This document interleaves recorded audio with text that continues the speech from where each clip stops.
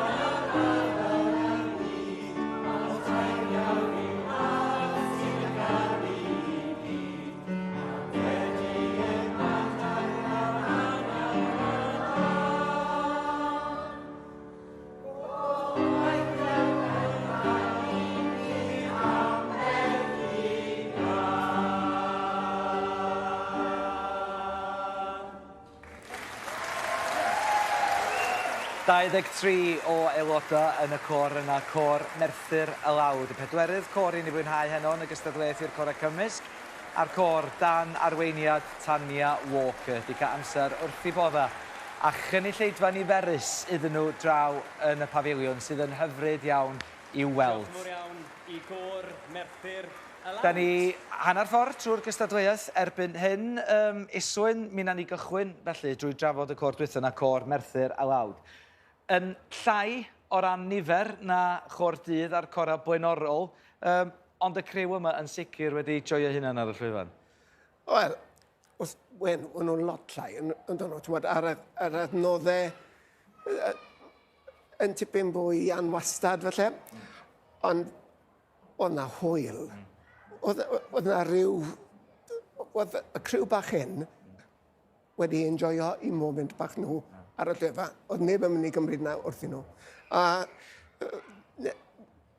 falle nad hwn oedd yr gystadleuaeth falle bydde wedi siwtio nhw orau, ond mae'r arweinyddiaeth wedi dewis heno, ond beth well na cael llon pafiliwn o gynulleidfa yn gwrando arno ti a mwynhau. A'r peth yn credu, bod nhw'n rhyw bach, wyt ti'n teimlo rhyw gysylltiad rhwng nhw ar gynulleidfa. A'r peth ydy, fel nes i sôn, lot fawr iawn ohonyn nhw yn ddi-Gymraeg, neu'n siaradwyr newydd, ond does na'm iaith ar gerddoriaeth nag os. Mae yna gerddoriaeth yn perthyn i bawb. Nag os, ti'n iawn yna. Mae'n cyfathrebu. Oedd y deffrown yn hyfryd y ddechrau, a wedyn yr ail darn, oedd e'n fel rhyw fath o alaw ar un shanti.